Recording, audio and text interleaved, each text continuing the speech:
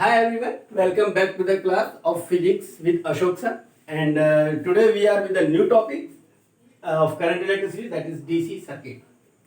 इससे पहले हम लोगों ने डिस्कस किया है, एक बार देखिए रिव्यू कर लेना जरूरी होता है कि हमने क्या क्या डिस्कशन किया है इस चैप्टर में। तो अब तक हमने जो डिस्कशन किया है, let's a quick review.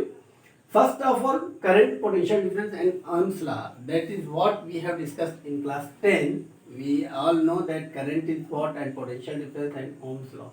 After that we have discussed resistors and their combinations, series combination, parallel combination, and what are the factors affecting to the resistance like length, cross section area, nature and temperature.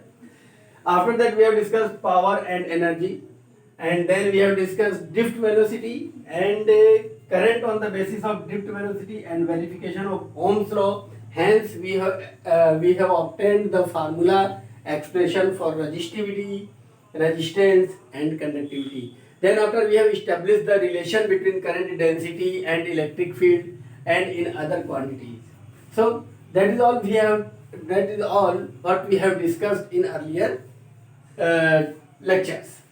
Now today we are going to discuss another lecture. This is the part 2 of current electricity, means DC circuit.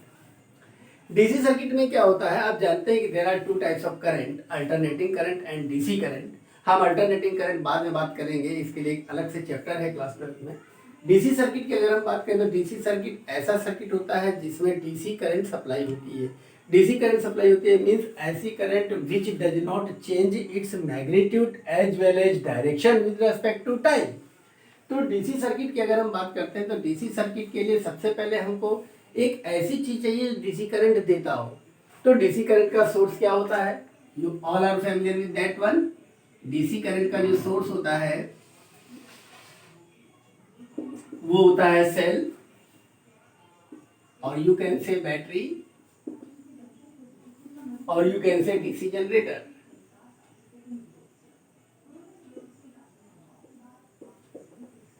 These all are the source of DC circuit, और इन सभी से हमको DC current मिलता है।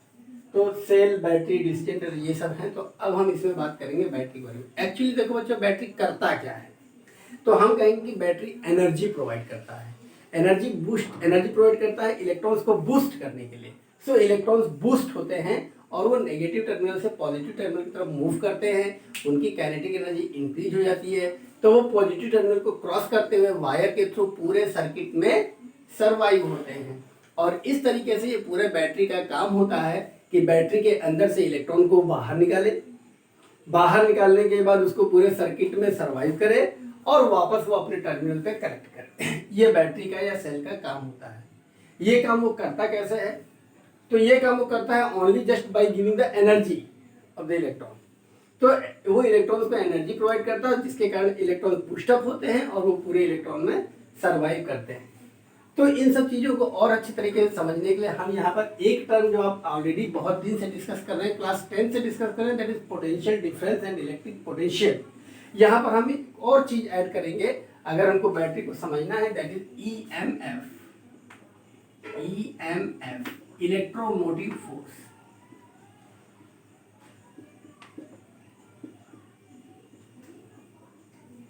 ये electromotive force क्या होता है? इलेक्ट्रोमोटिव फोर्स होता है जो बैटरी वर्क करता है यूनिट पॉजिटिव चार्ज को इनफोर्स करने के लिए, पूरे सर्किट में सर्वाइव करने के लिए जो वर्क करता है बैटरी, उसको इलेक्ट्रोमोटिव फोर्स कहते हैं। हमें कैसे पता चलेगा? तो electromotive force is nothing but it is the potential difference. ये मैं क्या बोल गया? यस, बिल्कुल सही है।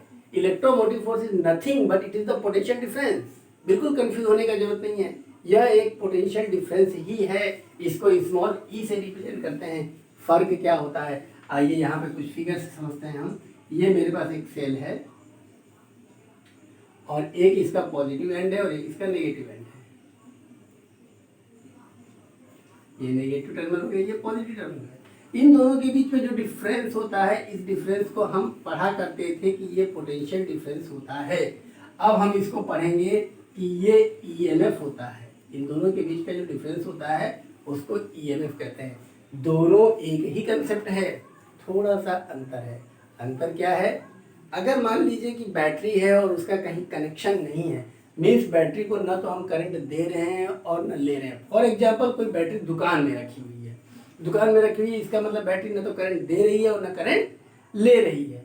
ऐसी कंडीशन में उसके पॉजिटिव टर्मिनल और नेगेटिव टर्मिनल के बीच में जो मैक्सिमम पोटेंशियल डिफरेंस होगा, that maximum potential difference is called EMF.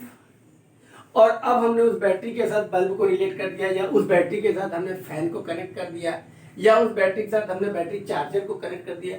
तो ऐसी कंडीशन में क्या होगा, या तो हम बैटरी को करंट दे रहे हैं या बैटरी हमको करंट दे रही है। तो जब बैटरी को हम करंट दे रहे हैं या बैटरी हमको करंट दे रही है, तो उस कंडीशन में हम कहते हैं the difference between the terminals of the cell, that is potential difference. और इसको हम यहाँ पर एक अलग नाम से समझेंगे, दैट इज टर्मिनल वोल्टेज। तो अगर हम सेल की बात करते हैं, मतलब डीसी सोर्स की बात करते हैं, तो डीसी सोर्स के बारे में दो चीजें ध्यान रखिएगा, एक ईएमएफ है और एक टर्मिनल वोल्टेज है। इसको हम डिफाइन करेंगे, एक्सप्लेन हमने कर दिया, डिफाइन हम करेंगे, डिफाइन इजीली वे में करेंगे। इजी वे क्या है ईएमएफ को डिफाइन करने के लिए, कि the maximum potential difference between the terminals of the battery at zero current, means when battery is neither giving the current nor withdrawing the current. If battery is neither giving the current nor taking the current, that time the difference between the positive and negative terminal of the cell of the battery is called EMF। तो अगर battery ना current दे रहा है और ना ले रहा है, तो इसका मतलब क्या हुआ, जीरो करंट है। और बैटरी अगर करंट दे रहा है तो क्या है, तो पॉजिटिव करंट है। और बैटरी अगर करंट ले रहा है तो क्या है, नेगेटिव करंट है। इसको ऐसे समझिए, जब आप बैटरी को चार्ज करते हैं, बैटरी को हमने यूज किया, बैटरी डिस्चार्ज हुई, फिर हमने बैटरी को चार्ज किया, इसका मतलब हम क्या करें, बैटरी को हम करंट दे रहे हैं। ऐसे समय में करंट का क्या होगा, नेगेटिव हो जाएगा करंट। और अगर बैटरी चार्ज है, हम उसको डिस्चार्ज कर रहे हैं, तो करंट पॉजिटिव हो जाएगा। अब बैटरी को ना तो करंट दे रहे हैं ना ले रहे हैं, तो करंट जीरो हो जाएगा। और ऐसे समय में जो मैक्सिमम पोटेंशियल डिफरेंस होता है दोनों टर्मिनल के बीच, उस मैक्सिमम पोटेंशियल डिफरेंस को हम कहते हैं ईएमएफ। तो what is EMF, the maximum potential difference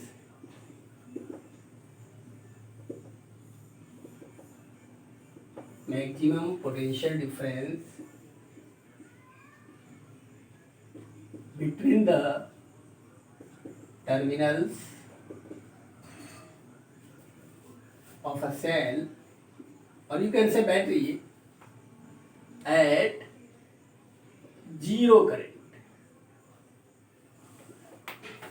is called EMF। इसको EMF कहते हैं। अब जब EMF हमको समझ में आया, तो very simple, the same definition है टर्मिनल वोल्टेज का।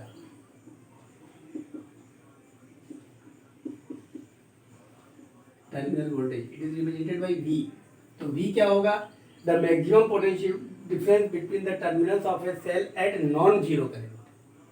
ये जीरो करंट पे है और ये नॉन जीरो करंट पे है, means the maximum potential difference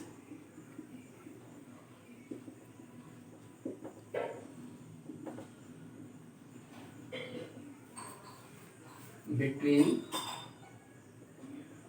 the terminals of a cell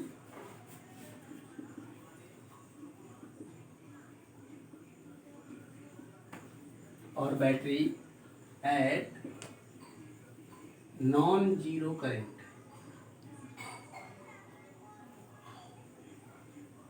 is called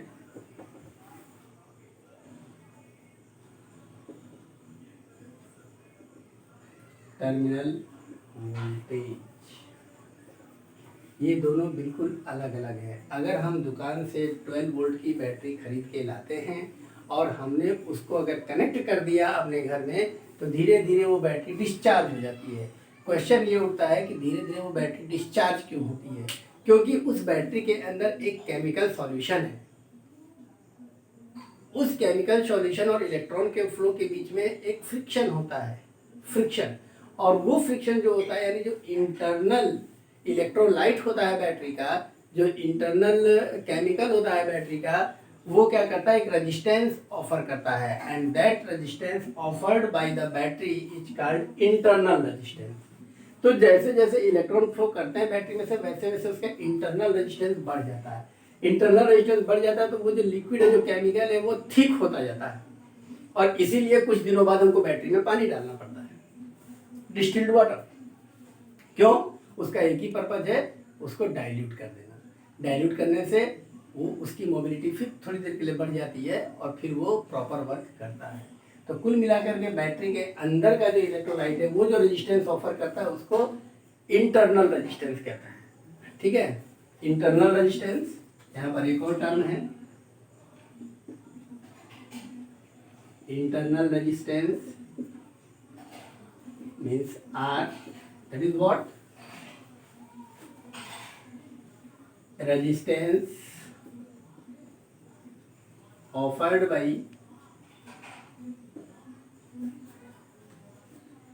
electrolyte of a cell or battery is called internal resistance। और जब हम इस बैटरी से किसी फैन को या बल्ब को कनेक्ट कर देते हैं तो वो एक्सटर्नल रेजिस्टेंस हो जाता है। यानी कुल मिलाकर के अगर हम डीसी सर्किट की बात करते हैं तो डीसी सर्किट में हमारे पास जो मेन चीज़ें हैं वो है सेल या बैटरी, जो कि उसका सोर्स है, और सेल के लिए जो इम्पोर्टेंट चीज़ है वो है उसका ईएमएफ, वो है टर्मिनल वोल्टेज, वो है उसका इंटरनल रेजिस्टेंस और वो है उसका एक्सटर्नल रेजिस्टेंस। इन सब में आपस में एक रिलेशन होता है और वो रिलेशन क्या होता है? E minus V equals to I R. ये टर्मिनल वोल्टेज और ईएमएफ के बीच में एक रिलेशन है। यहाँ पर ये ध्यान रखना है, E माइनस वी मतलब किसी सेल का ईएमएफ था, अगर वो 1.5 वोल्ट है या 2 वोल्ट है, तो जैसे हम उससे करंट विड्रॉ करना स्टार्ट करते हैं तो वैसे वैसे उसका ईएमएफ कम होता जाता है और वो टर्मिनल वोल्टेज हो जाता है।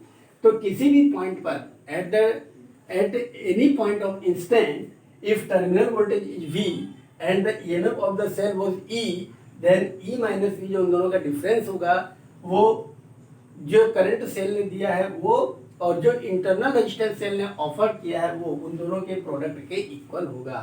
यहाँ से एक बात क्लियर होती है कि EMF is always greater than the terminal voltage। EMF is always greater than the terminal voltage। तो क्वेश्चन ये है कि क्या ये हमेशा सही है? क्या हमेशा ईएमएफ टर्मिनल वोल्टेज से ज़्यादा होता है? नहीं, कभी कभी टर्मिनल वोल्टेज भी ईएमएफ से ज़्यादा होता है। कब? जब बैटरी पूरी तरह से डिस्चार्ज हो जाती है और जब हम बैटरी को चार्ज करते हैं। जैसा कि हमने पहले ही बताया था कि जब हम बैटरी को चार्ज करेंगे तो उस समय करंट क्या होगा? नेगेटिव होगा। और जब करंट नेगेटिव होगा, ये है E minus V equals to I R at the time of discharging. जब हम बैटरी को डिस्चार्ज करते हैं, यानी जब हम बैटरी से करंट विड्रॉ करते हैं at the time of discharging, तो जो रिलेशन होता है वो होता है E minus V equals to I R. और जब हम बैटरी को चार्ज करते हैं तो इस समय जो हमारा रिलेशन होता है वो होता है E minus V equals to minus I R, क्योंकि ऐसे समय में करंट नेगेटिव होगा। यहाँ से हम थोड़ा सा इसको और आगे बढ़ाते हैं। अगर उस सर्किट के अंदर कोई एक्सटर्नल रेजिस्टेंस है तो उसको हम R कहेंगे according to Ohm's law V equals to I R. तो इसको हम और आगे बढ़ाते हैं, ये होता है E माइनस वी की जगह I external resistance R equals to I R. इसको हम और आगे बढ़ाते हैं, I को उधर ले जाएंगे, I कॉमन आ जाएगा, तो जो I इक्वल्स टू होगा वो होगा E upon R plus R। ये तब की कंडीशन है जब बैटरी करंट देता है। Eight the time of charging क्या होगा? ये नेगेटिव होगा। जब ये नेगेटिव होगा तो क्या होगा? इसको हम और आगे सॉल्व करें तो E इक्वल्स टू होगा आई आर लिखेंगे ओम्स लॉ से, इसको उधर ले जाएंगे तो I R minus I R. I हमने कॉमन ले लिया तो यहाँ पे जो आई का वैल्यू होगा वो होगा E upon R minus R. ये दो कंडीशन में बैटरी हमसे करंट देता है या हम बैटरी को करंट देते हैं। ये दो रिलेशन हो सकते हैं। ठीक है, नेक्स्ट लेक्चर में हम डिस्कस करेंगे सेल और बैटरी को हम कैसे कंबाइन करेंगे। इसके भी सीरीज कॉम्बिनेशन, पैरेलल कॉम्बिनेशन और मिक्स कॉम्बिनेशन हो सकते हैं। Take a screenshot and stay at home, study confidently and feel free to ask any question. The contact number is given in the description board, and search any topic, write the topic on Google and just write on the back side by Ashok sir, and you will get the video. Okay, have a nice day. Thank you. Google पे क्यों